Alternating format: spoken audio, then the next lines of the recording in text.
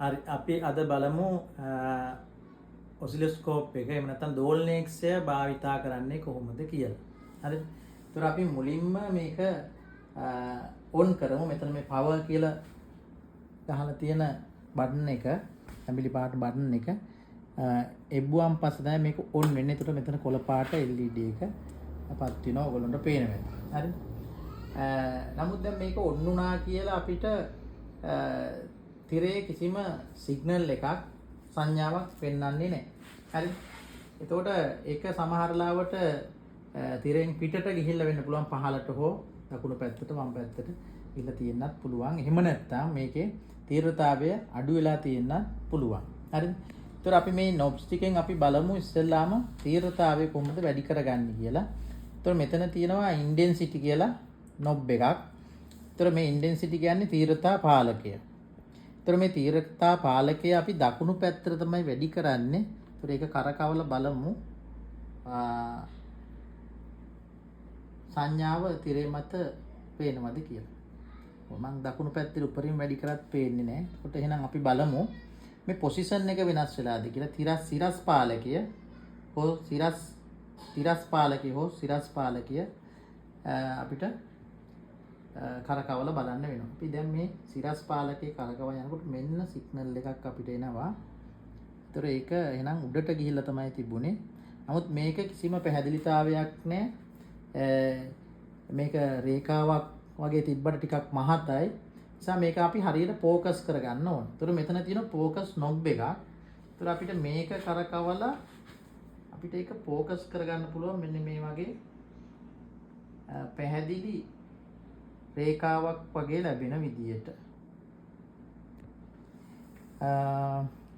Intensity control එක දැන් අපි ආපහු පොඩ්ඩක් කරකවලා බලමු. ඒතර මේ බන්නේ තීව්‍රතාවය අඩු වෙනවා. හරිද? ඉතින් මෙන්න මේ වගේ අඩුම වෙලා තිරේ නොපිනලා තියෙන්නත් පුළුවන්. හරිද? දැන් ඔන්න මම වැඩි කරන් යනවා. අපිට පහසුවෙන් මේක නිරීක්ෂණය කරන්න පුළුවන් මට්ටමට වැඩි කරගත්තා නම් ඇති. හරිද? ඒතර මේකේ තව නොබ් ගණනාවක් තියෙනවා. ඒතර මෙතන තියෙනවා උඩින්ම තියෙනවා time per division කියලා නොබ් එකක්. මේකට අපි සිංහලෙන් කියනවා කාල බෙදුම් සූචිය කියලා. ඒතර මේකේ මේ වම් පැත්තට එන්න ගහලා තියෙනවා මිලිසෙකන්ඩ්. ඊට පස්සේ සෙකන්ඩ් තියෙනවා තප්පර, මිලි තප්පර. ඊට පස්සේ මේ පැත්තට මයික්‍රෝසෙකන්ඩ්. ඒ වගේ අපිට මේක කරකවන්න පුළුවන් මේ පැත්තට. හරිද? ඊළඟට අපිට අවශ්‍ය වෙන තව වැදගත් නොබ් එකක් තියෙනවා. මෙතන වෝල්ටීයතා බෙදුම් සූචිය වෝල්ට් per division කියලා. හරිද? ඒතර ඒක මෙතන විතරක් නෙමෙයි ආපහු මේ දකුණු පැත්තේ තියෙනවා. ඒතර ඒකට හේතුව තමයි මෙතන එක channel එකක්, මෙතන තවත් channel එකක්. ඒ නිසා මෙතන channel 1 කියලා ගහලා තියෙනවා. මේක channel 2. ඒතර මේක dual channel oscilloscope එකක්. මේ දෙකටම පොදුවේ තියෙන මෝඩ් කියලා channel 1, channel 2, ALT, chop, add කියලා මෝඩ් එක අපිට වෙන වෙනම තෝරන්න පුළුවන්. channel 1ට දෙන සිග්නල් එක පමණක් නාලිකා මේ තිරය මත දිස් වෙනවා. channel 1 වල දාලා තියෙද්දි channel 2 වල දාලා තියෙනකොට channel 2ට දෙන සිග්නල් එක විතරයි තිරය මත දිස් වෙන්නේ. ඒතර ALT, add වගේ ඒවට දැම්මම තිරය මත තරංග දෙකම දිස් වෙනවා. add වලට දැම්මම දෙකේ එකතුව අපිට පෙන්නනවා. ඊළඟට මෙතන අපි බලමු ඉන්පුට් කියලා ගහලා තියෙනවා. මෙතනත් ඉන්පුට් කියලා ගහලා තියෙනවා. ඒතර මේ ඉන්පුට් කියලා කියන්නේ අපි සිග්නල් එකක් දෝලනයකට දෙන තැන, ඇතුල් කරන තැන. ඒතර මෙතන තියෙන කනෙක්ටර් එක තමයි මේ BNC කනෙක්ටර් එකක් තියෙන්නේ. හරිද? එතකොට අපි ප්‍රොබ් එකක් ගත්තොත් මේ ප්‍රොබ් එකේ කෙලවර මේ BNC කනෙක්ටර් එකට අපි සම්බන්ධ කරන්න ඕන. ඒතර ප්‍රොබ් එකේ කෙලවර තමයි BNC කනෙක්ටර් එක තියෙන්නේ. එතකොට මගේ ළඟ මේකේ ප්‍රොබ් දෙක තියෙනවා. ඒතර මේ බලන්න මේ ප්‍රොබ් එකේ තියෙනවා පොඩි කට්ට දෙකක් දෙපැත්තේ. ඒතර ඒ වගේම මේකෙත් තියෙනවා ඒ වගේ ඒ කට්ට දෙකට ගානට සෙට් වෙන්න කට්ට දෙකක්. ඒතර අපි මේ BNC කනෙක්ටරේ අරගෙන ඒ කට්ට දෙක කෙලියට තියලා තද කරලා හරි ඊළඟට අපි මේ channel 2 වල ප්‍රොබ් එක සම්බන්ධ කරන්න හදන්නේ. මේකෙත් අර වගේ BNC කනෙක්ටර් එක තියෙන්නේ.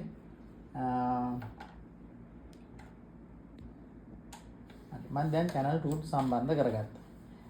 දැන් අපි බලමු මේ දෝලනයක්සේ අපි භාවිතා කරන්න කලින් දෝලනයක්සේ අපි ක්‍රමාංකණය කරගන්න ඕන. කැලිබ්‍රේෂන් කරගන්න ඕන. ඒතකොට මේ කැලිබ්‍රේෂන් කරනවා කියලා කියන්නේ මේ දෝලනයක්සෙම දෙන සිග්නල් එකක් දෝලනයක්සෙන් පිට කරන සිග්නල් එකක් ආපහු දෝලනයක්සෙට දීලා බලනවා ඒ දෙන සිග්නල් එක හරිද කියලා. හරිද? එතකොට ඒක නිවැරදි නම් අපිට මේ දෝලනයක්සය භාවිතා කරලා වැඩ කරගන්න පුළුවන්. හරිද? එතකොට මේකෙදි දෝලනයක්සෙන් ඒ සිග්නල් එක නිකුත් කරන අග්‍රය තමයි මෙන්න මෙතන. මෙතන ගහලා තියෙන ඔයගොල්ලෝ පේනවා ඇති CAL කියලා. ඒ කියන්නේ කැලිබ්‍රේෂන් කියලා. ඒ වගේම 0.5 වෝල්ට්. මෙතන ඩොට් 2.5 V තියෙන්නේ. ඒතර මෙතන කිසිම තැනක මේකේ 0.0 කියලා ගහලා නැහැ. මේ ටිකෙත් ඒ වගේමයි. හරිද? ටයිම් පර් ඩිවිෂන් ස්විච් එකෙත් වෝල්ටීයතා බෙදුම් ස්විච් එකෙත් ඒ විදිහටම තමයි තියෙන්නේ. 0.5 තමයි තියෙන්නේ 0.0ම නෑ මෙතන. හරිද? ඒතර සමහර ඒ වගේ වෙනස් වෙන්න පුළුවන් 0.0 තියෙන්න පුළුවන්. ඒතකොට ඒක අපි අනිත් නොබ් වලත් තියෙන අගයන් එක්ක සංසන්දනය කරලා බලන්න ඕනේ. නැත්නම් මෙතෙන්දී අපි රැවටෙන්න පුළුවන් මේක 5 වෝල්ට් කියලා. හරිද? ඒතර මෙතන 0.5 වෝල්ට් තමයි මේකෙන් එළියට දෙන්නේ. ඒතර අපි channel 1 වල ඉසනිය අරගෙන ප්‍රොබ් එක අරගෙන මේ සිග්නල් එක channel 1ට දෙන්න හදන්නේ මම. එතකොට මේ ප්‍රොබ් එකේ තියෙන මේ ඉස්සරහ තියෙන කොටස පහලට තද කරන් පස්සේ පොඩි කොක්කක් වගේ එකක් මතු වෙනවා. ඒක අන්නේ කොක්ක තමයි අපි මේ සිදුරට දාන්නේ. ඊට පස්සේ මේක ග්‍රවුන්ඩ් භූගත ආග්‍රය අරගෙන මේ දෝලනයක්සේ මෙන්න මෙතන ඔයගොල්ලන්ට පේනවා ඇති මේ සංකේත ගහලා තියෙන භූගත ආග්‍රය. ඒකට මෙන්න මෙතෙන්ට අපි අනිවාර්යෙන් භූගත කරන්න ඕන. නැත්නම් මේ සිග්නල් එකේ නොයිස් එකක් වගේ තමයි අපිට පෙන්නන්නේ. හරි. එතකොට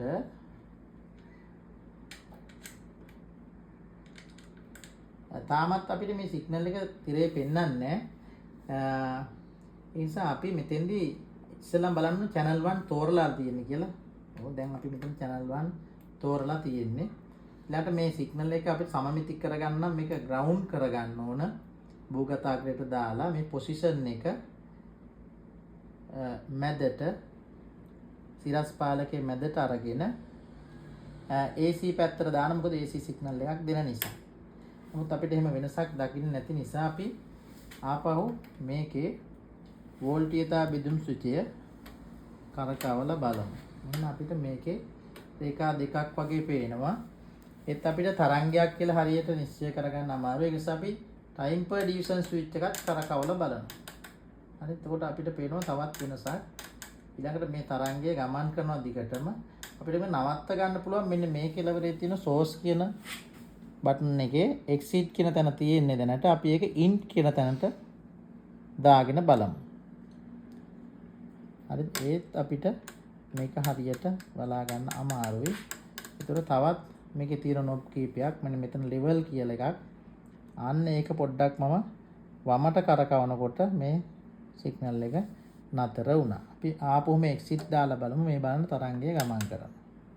හරි. ඒතර in කරන් පස්සේ නතර කරගන්න පුළුවන්. ඒතර ටයිම් පර් ඩිවිෂන් එකෙන් අපිට මේ තරංගය අපිට හරි දැන් කැලිබ්‍රේෂන් සිග්නල් එක දෝලනයක්සේ තිරේ මත තියෙනවා. දැන් අපි මේක ගණනය කරගමු මේක වෝල්ට් කීයක් තියෙනවද කියලා. එතකොට මේ මුලින්ම අපි මේකේ තියෙන මේ කොටු ගාන සිරස් අතට තියෙන කොටු ගාන ගණන් කරගන්න ඕන. දැන් මේ ගණන් කරගන්න අපිට අපහසුයි නම් මේ එක රේඛාවකට මේක ඔයගොල්ලෝ පේනවා තිරේ කොටු දැලක් තියෙනවා. ඒකේ අපි එක රේඛාවකට අපිට ගේන්න පුළුවන් මේ පොසිෂන් එක කරකවලා මේ වගේ එක තැනකට ගේන්න පුළුවන්.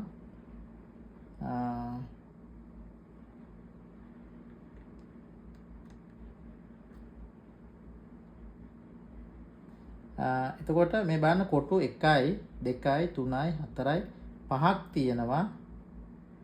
කොටු 5ක් තියෙනවා 1යි 2යි 3යි 4යි 5ක් තියෙනවා. ඒ කොටු 5 අපි ගුණ කරන්න ඕන සිරස් කොටු ගාන ගුණ කරන්න ඕන වෝල්ටීයතා බෙදුම් සුචිය යොදලා තියෙන ස්ථානයේ අගයෙන්.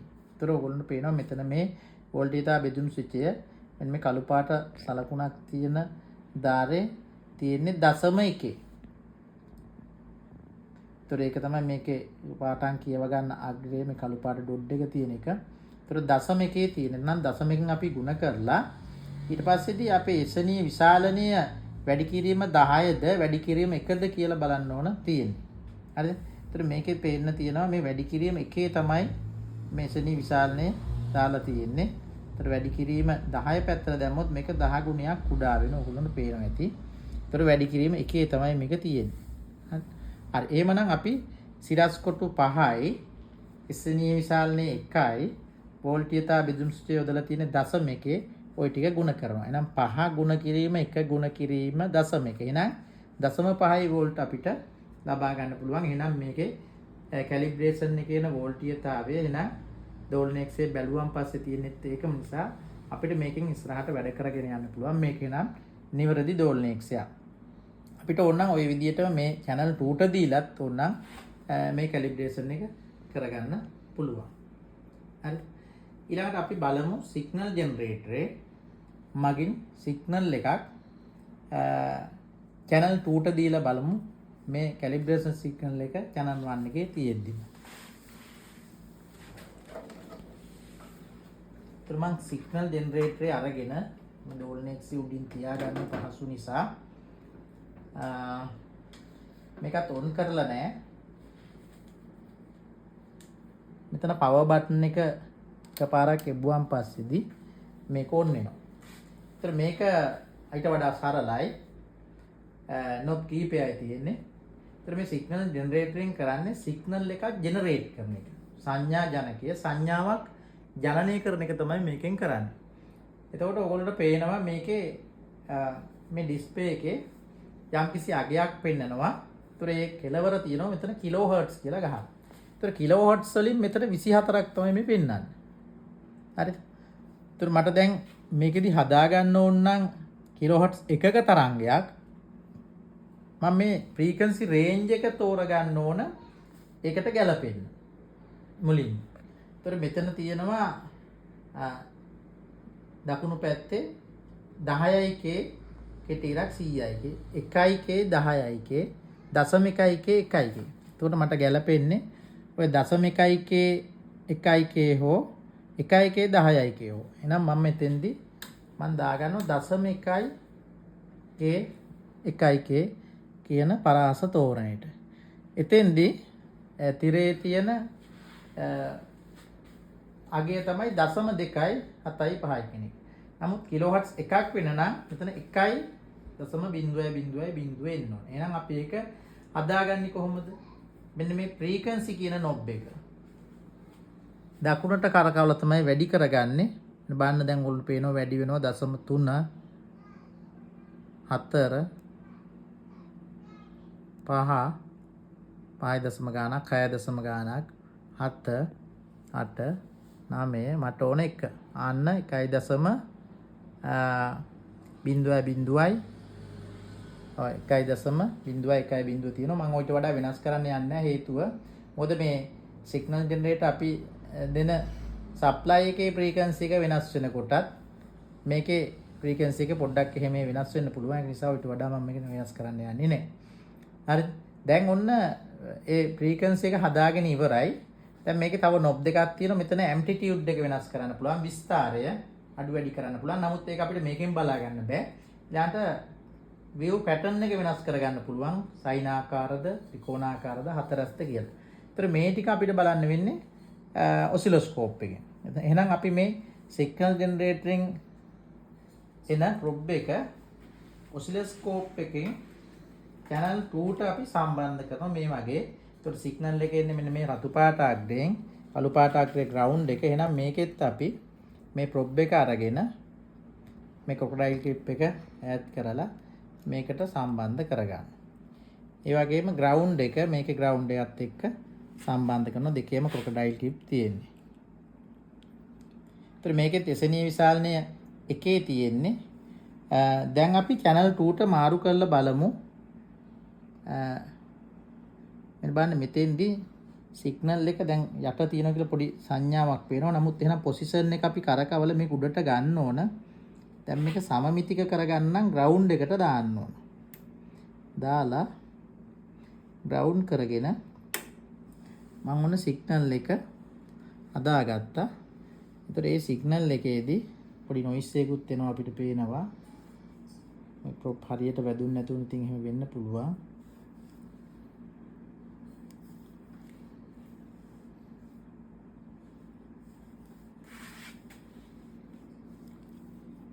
මම මේ වෙනස් වෙන නිසා මේක එක තැනකින් තියන්නම්.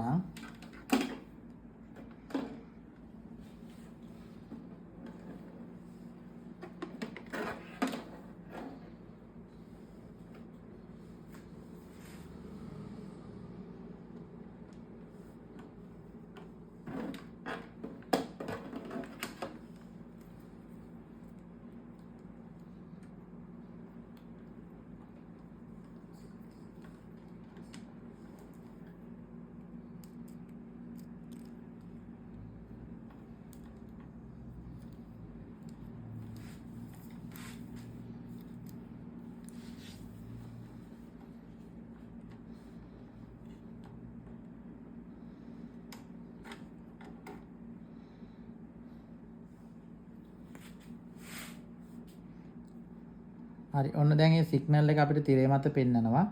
දැන් එහෙනම් අපිට මේක හදා ගන්න ඕන. අපි තුමු දැන් 1 වෝල්ට් වලට හදා ගන්න ඕන කියලා මට. දැන් මේක තියෙන්නේ මිලිසෙකන්ඩ් මිලි වෝල්ට් පැත්තේ මිලි වෝල්ට් 20 තිබුණේ 50. මම දශමයකට ගේනවා මේක. දශමයකට ගෙනල්ලා දශමයකේ දැන් තියෙන්නේ දශමයකට ගෙනාවොත් මේකේ කොටු එන්න ඕන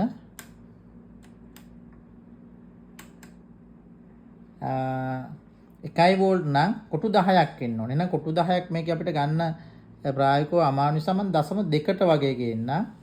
2කට ගෙනල්ලා 2කට ගෙනාවොත් කොටු 5ක් ආවොතින් හරි. එහෙනම් මම මේ ඇම්ප්ලිටියුඩ් එක දැන් ඔන්න විස්තාරය මම වැඩි කරන් යනවා කොටු 5ක් දක්වා. හරිද? ඔන්න කොටු 5ක් අපිට ගන්න පුළුවන්. මේ පොසිෂන් එක මේකෙත් ඒ වගේ වෙනස් කරගන්න පුළුවන්.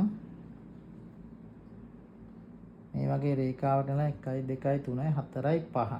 තව පොඩක් අඩු වෙන්න ඕන.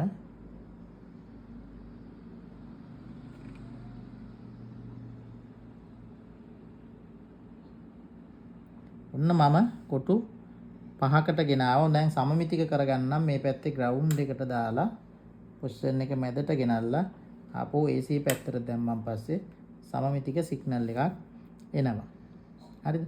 එහෙනම් දැන් ඔන්න සිග්නල් ජෙනරේටරින් අපි මේ වගේ සයින් ආකාර සිග්නල් එකක් අරන් තියෙනවා. අපිට channel 1 calibration signal එක අපි කලින් ඉඳලා දුන්න ඒකත් බලන්න ඕන නම් අපිට මේ විදිහට බලන්න පුළුවන්. දෙකම තරංගයේ ওই විදිහට බලා ගන්නත් පුළුවන්. ඒකත් අපි සමමිතික කරලා ගත්තා. ওই විදිහට දැන් ওই සිග්නල් දෙකම මේකේ මේ තිරේ මත අපිට දිස් වෙනවා. ඔය දෙකම එකතු කරලා බලන්න පුළුවන් මේ ඇඩ් කියන තැනට දැම්මන් පස්සේදී. එතකොට අපිට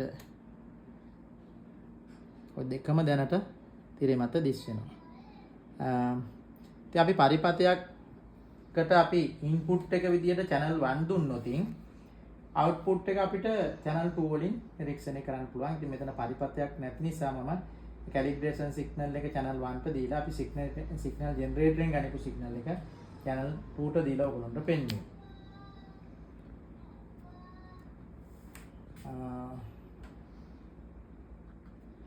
ඊළඟ මේකේ අපිට signal pattern එක channel 2ට අපි දීලා තියෙනවා signal generatorෙන් එන signal එක.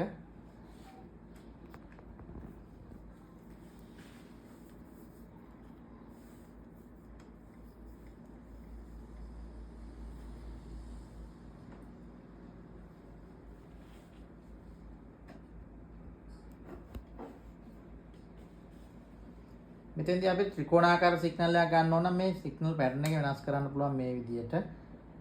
මම ඇම්ප්ලිටියුඩ් එක අඩු කරන්නම් තිරේ මතක පහසුවෙන් ගන්න පුළුවන් වෙන්න. ටයිම් per division එක ස්විච් එක වෙනස් කරලා මේ වගේ ගන්න පුළුවන්. ඒක ත්‍රිකෝණාකාර සිග්නල් එකක් අපිට නිරීක්ෂණය කරනවා දෝල්න X තිරේ මත. ඊට හතරක් සිග්නල් එකක් ගන්න ඕන නම් මෙතෙන්දී පැටර්න් එක වෙනස් කරලා හතරක් සිග්නල් එකක් ගන්න පුළුවන්. ඔයාලට පේනවා මම මෙතෙන්දී ඇම්ප්ලිටියුඩ් එක වෙනස් කරනවා. ඒ වගේම හතරක් සිග්නල් එකක් අපිට මේ වගේ දෝල්න X තිරේ මත ලබා ගන්න පුළුවන් මේ සිග්නල් ජෙනරේටරේ මගින්. එහෙනම් ඒතර මේ වගේ සිග්නල් ජෙනරේටර් එකකින් අපිට කුඩා සංඥාවක් ලබා ගන්න පුළුවන් සයිනාකාර ත්‍රිකෝණාකාර හතරැස්. ඒතර අපි ඉලෙක්ට්‍රොනික පරිපථයකට සයිනාකාර සිග්නල් එකක් ඉන්පුට් එකක් විදියට දීලා අවුට්පුට් එකේ channel 2 ගෙන් නිරීක්ෂණය කරන්න පුළුවන් ඉන්පුට් එක channel 1ට දීලා. ඒ විදියට අපිට මේ සිග්නල් ජෙනරේටර් සහ ඔසිලොස්කෝප් එක මූලික ඉලෙක්ට්‍රොනික තාක්ෂණ වේදයේදී භාවිත වන ප්‍රධාන උපකරණ දෙකක්.